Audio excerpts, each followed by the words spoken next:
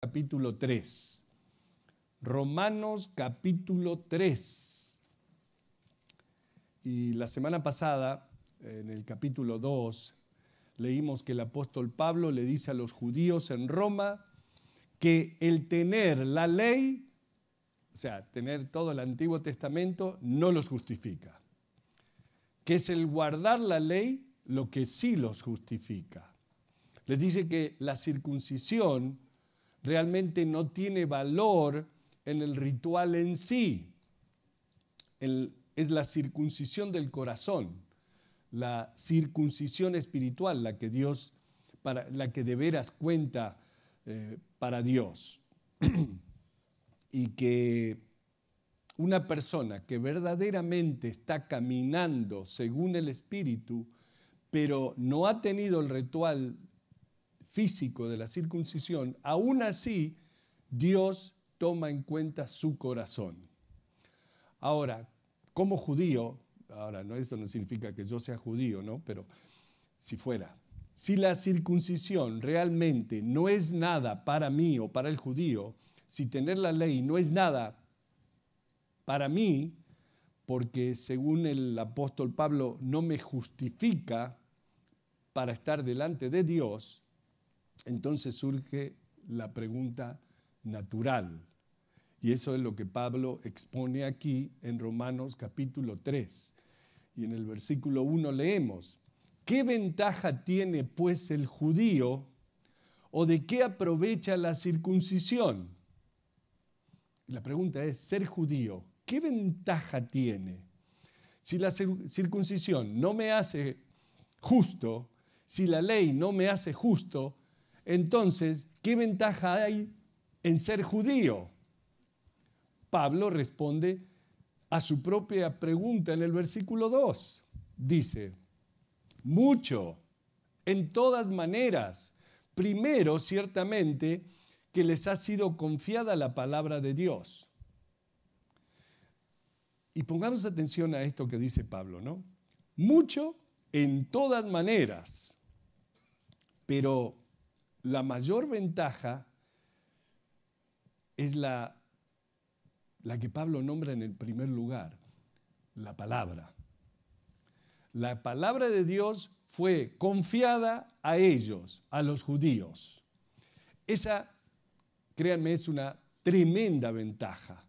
Es la preeminencia de tener la palabra de Dios. Y nunca debemos subestimar el valor y el provecho de tener la palabra de Dios. Dios les confió su palabra. Y en eso, créanme, ellos tuvieron gran cuidado y esmero. De modo tal que nosotros tenemos una tremenda deuda con ellos por la manera en que han preservado tan cuidadosamente la palabra de Dios. Y la trajeron a nosotros tal como Dios se las dio a ellos. Tan pura y tan lejos de errores como ningún otro documento en la historia. Antiguamente, cuando una persona era contratada como escriba, los escribas también eran los que copiaban las escrituras. Cuando alguien era contratado para copiar las escrituras, eso por supuesto se consideraba un gran honor. Era una confianza sagrada que te elijan para copiar las escrituras. ¿Por qué? Porque los judíos tenían la palabra de Dios por muy sagrada. Y más que copiar el texto palabra por palabra o oración por oración, ellos copiaban letra por letra. Además, en el copiado de las escrituras, y estoy hablando copiando, lo original por supuesto lo escribieron los profetas, por supuesto, y después la iban copiando y copiando. O sea que lo que tenemos hoy es copia de copias. Así que tenían muchísimo cuidado. Si en el copiado de las Escrituras. Ellos no podían permitir nada, ni siquiera un borrón, ni un tachón, ningún cambio. Y eso es lo que quería decirles. Si se cometía un error, tenían que comenzar todo de nuevo. Y no estamos hablando de una página, que ok, esta página no sirve, la tiro. Ellos tenían rollos. Estamos hablando de rollos que medían 20 pies, 35 pies, creo que era lo máximo que se podía tener de largo. Todo el libro de Isaías fue escrito en un rollo. Y si al final, en el último capítulo o en las últimas palabras cometían un error, rompían el rollo completo y se perdían meses de trabajo porque no debía haber ningún error en la escritura del rollo. Por eso es que en el año, y esto es interesante, en el año 1947, cuando los rollos del Mar Muerto fueron descubiertos, fue una enorme emoción para los estudiosos de la Biblia, porque junto con los rollos que fueron encontrados en la famosa cueva de Qumran, estaba el rollo completo de Isaías, el cual era 600 años más viejo que cualquier copia completa de Isaías que existiera hasta ese momento. Lo que pasaba es que muchos creían que las escrituras de Isaías habían sido escritas después de que todo ocurrió, las profecías de Isaías. Entonces estas profecías, estos rollos que eran 600 años más viejos, terminaban con esa creencia. Así que hubo un intenso interés por comparar las copias de Isaías con las de los rollos del Mar Muerto, porque ahora había un lapso de 600 años más temprano, más cercano al tiempo de Isaías, y por supuesto lo más lindo del caso fue que no encontraron cambios significantes en ellas. Es más,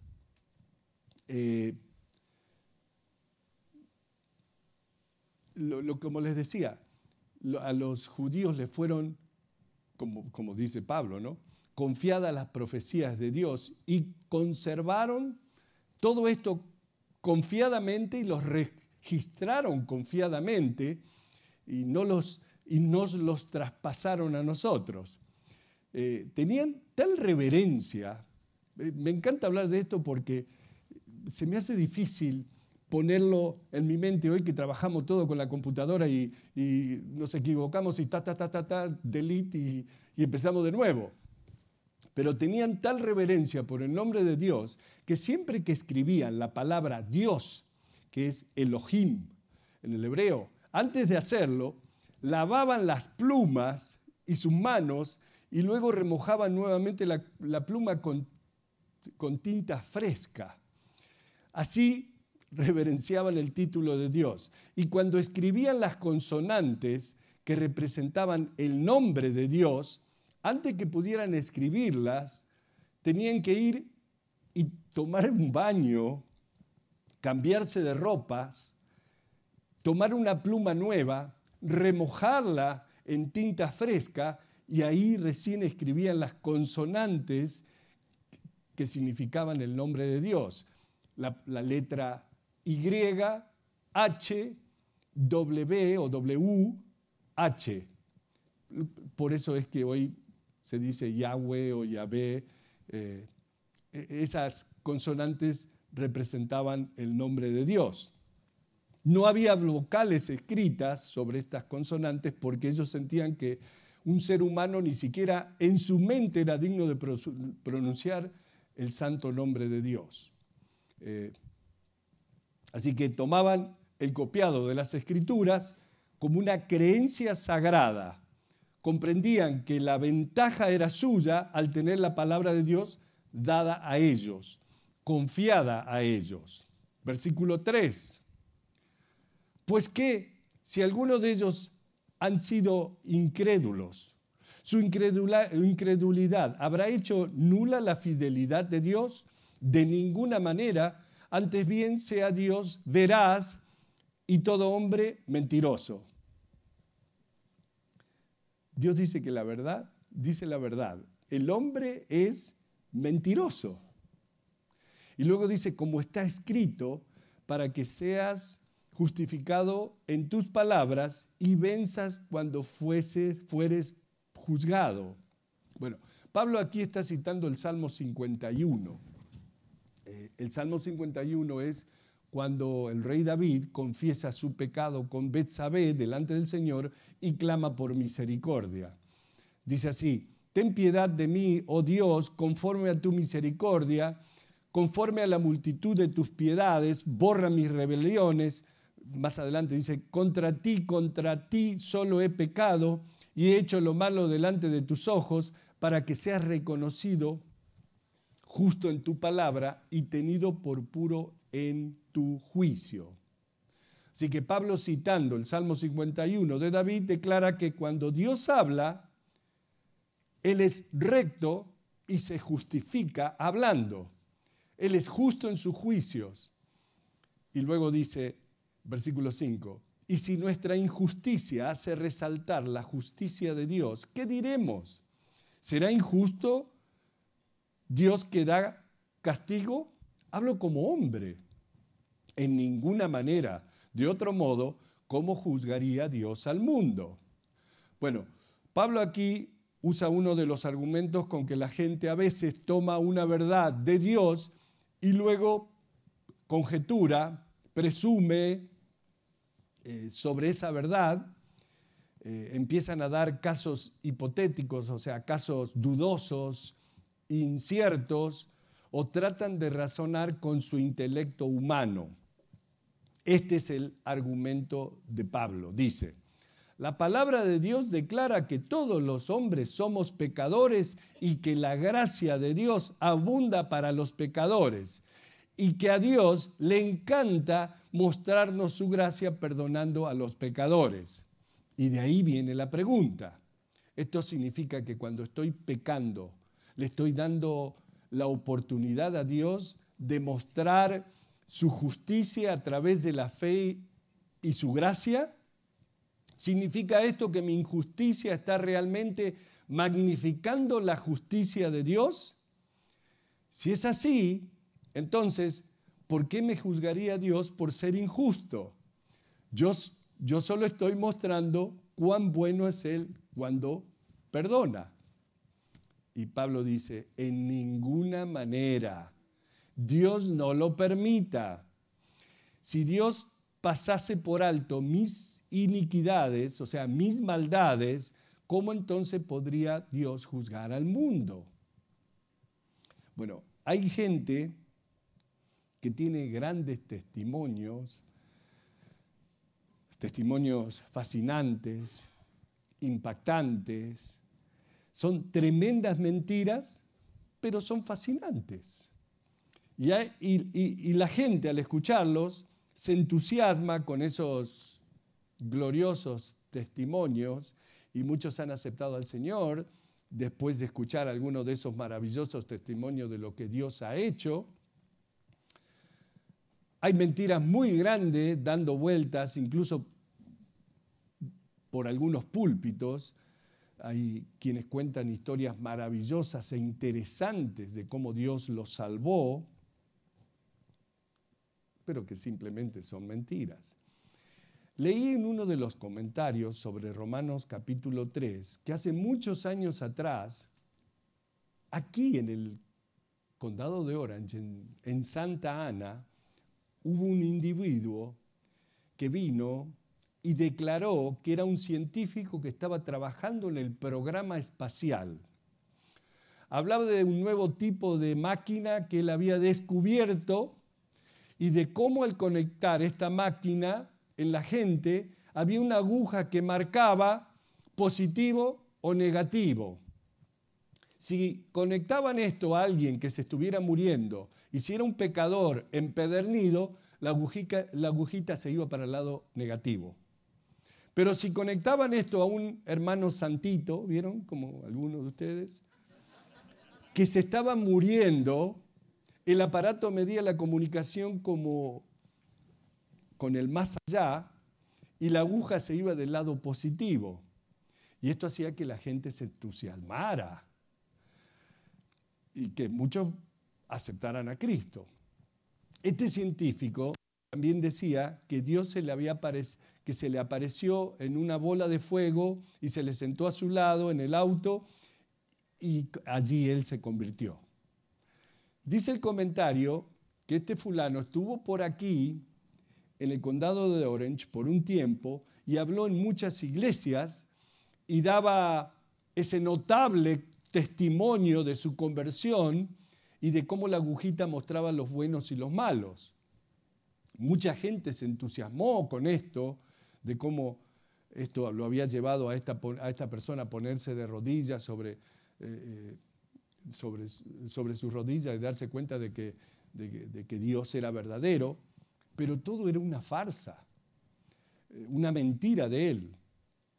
Como les decía, al oír estas cosas, hay quienes piensan, si la verdad de Dios abundó por su mentira, entonces, ¿por qué podría Dios condenarlo por sus mentiras? Porque mucha gente fue salva por su testimonio. Bueno, hay gente que tiene ese tipo de raciocinio, que para ellos el fin justifica los medios. Pablo dice, en ninguna manera. De otro modo, ¿cómo Dios juzgaría al mundo?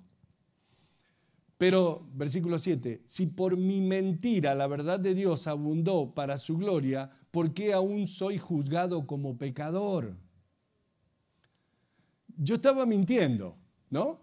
Pero era para la gloria de Dios que estaba mintiendo. Entonces, ¿por qué me tienen que juzgar? Pablo dice, versículo 8, ¿y por qué no decir cómo se nos calumnia y cómo alguna cuya condenación es justa afirma que nosotros decimos, hagamos males para que vengan bienes? Bueno, los enemigos judíos de Pablo mentían acerca de él y decían que enseñaba este tipo de doctrina. Hagamos males para que vengan bienes.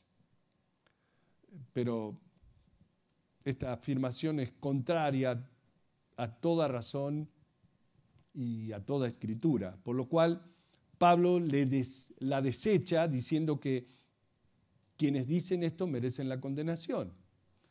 Entonces ahí mismo Pablo pregunta, versículo 9, ¿qué pues? ¿Somos nosotros mejores que ellos? En ninguna manera, pues ya hemos acusado a los judíos y a gentiles que todos están bajo pecado. Recuerdan, gentiles son los no judíos. De manera que eso no hace ninguna diferencia. Todos estamos bajo pecado. No eres mejor por ser judío o no judío. En lo que concierne a Dios, todos somos pecadores. Versículo 10. Como está escrito, dice, no hay justo ni aún uno.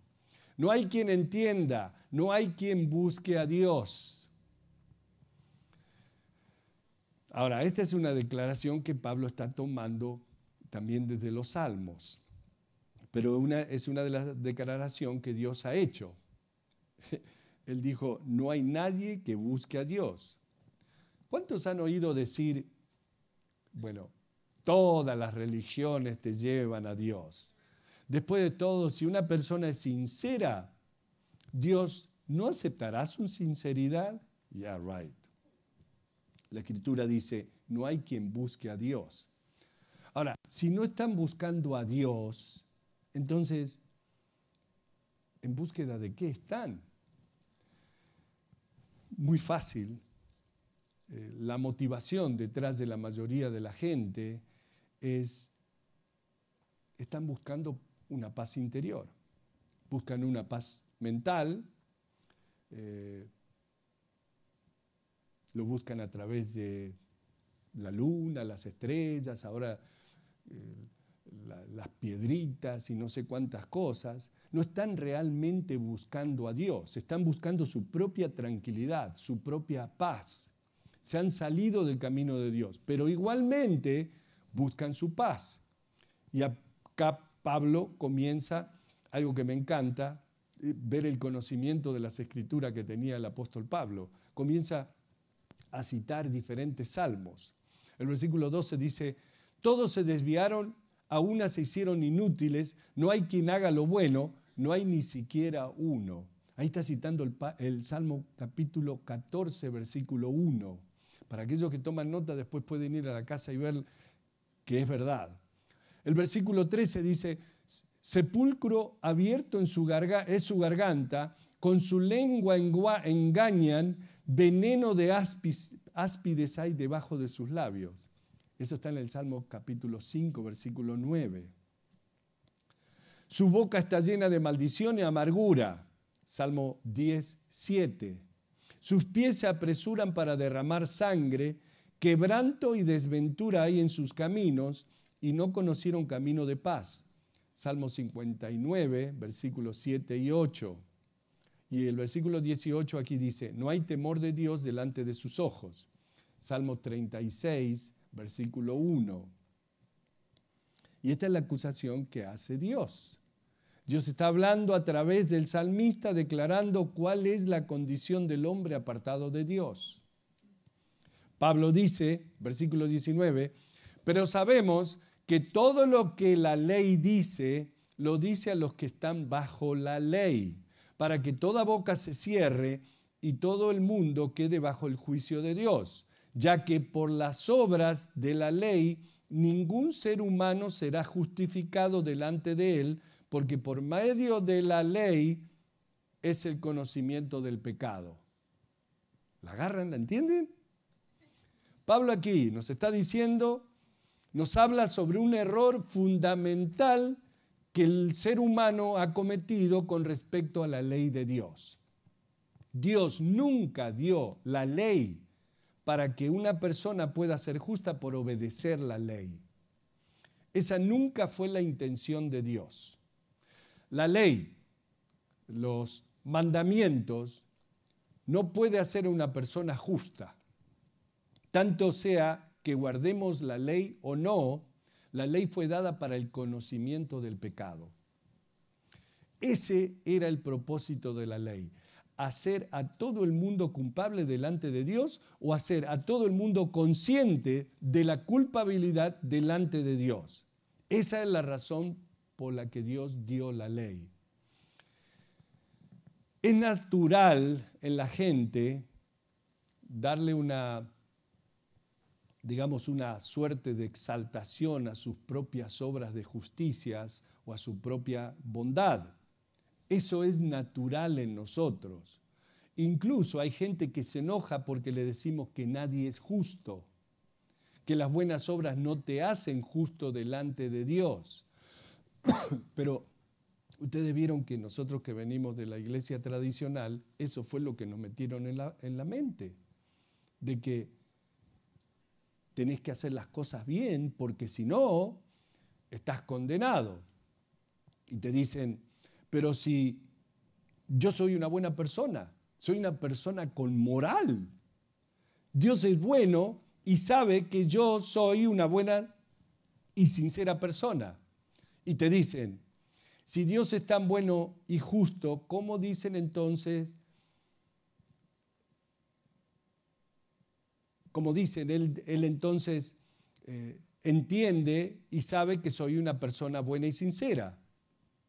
¿Saben? La gente así me pone muy nervioso a mí. Es más, hasta me sacan canas. Y que den gracias a Dios que yo no soy Dios, porque Dios es paciente y espera y nos da tiempo para reflexionar y para arrepentirnos. Y yo no tengo paciencia. ¿Saben? Yo así a la gente que pone tantas excusas, ya los hubiese mandado a que se tostasen un poco. Que sientan un poquitito el calorcito, para que vean lo que les espera por no creer en Él. Ahora, con esto no quiero que crean que está bien que yo no tenga paciencia. Le pido a Dios todos los días que me dé esa paciencia, porque ustedes saben que la paciencia está incluida en el paquete del fruto del Espíritu de Gálatas capítulo 5, y todo eso ya está en nosotros. Pero todavía yo no la tengo, o Dios todavía no la desarrolló en mí. De manera que todavía no tengo paciencia para escuchar todas las excusas que te dan los que no quieren aceptar a Jesús. Pero sí, eso sí, Dios nunca dio la ley para que una persona pueda ser justa por obedecer la ley. No fue esa la intención de la ley. Y es interesante, pero los judíos hoy en día también buscan la aceptación de Dios basados en sus buenas obras. ¿Han escuchado hablar sobre esa celebración judía Yom Kippur? ¿Sí? Bueno, antiguamente esa celebración se solía hacer sobre el pacto que Dios hizo con ellos el día de la expiación, en el que una vez al año el sumo sacerdote de ellos, el sumo sacerdote de los judíos, entraba al lugar santísimo con la sangre de un macho cabrío, o sea, un animal, para ofrecerla delante de Dios por los pecados de la nación.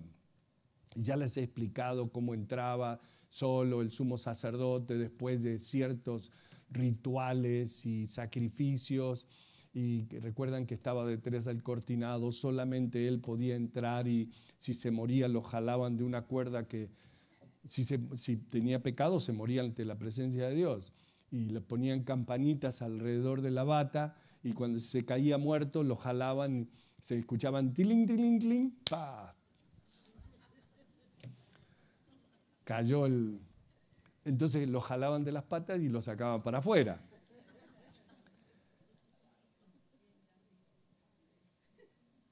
Pero el día de la expiación no es el día del gran sacrificio como era antes. Ahora el día de la expiación para los judíos es el día de reflexión. Y lo siguen celebrando. ¿Y cómo es esto? En que uno se mira a sí mismo y reflexiona sobre lo que hizo el año pasado, sobre las obras que ha hecho, y busca hacer un balance entre las buenas y las malas obras. El Yom Kippur es ahora el día de reflexionar sobre las buenas obras y las malas obras que han hecho en el año. No me pongo yo ahí porque no son judíos. Y ahí aparece, por supuesto, ese esfuerzo en la última semana para hacer la suficiente cantidad de buenas obras para que cuando reflexionen ese día, la balanza se haya para el lado, por supuesto, de las buenas obras. Mis buenas obras sobrepasaron mis malas obras. Entonces estoy bien. Linda excusa esa, ¿no?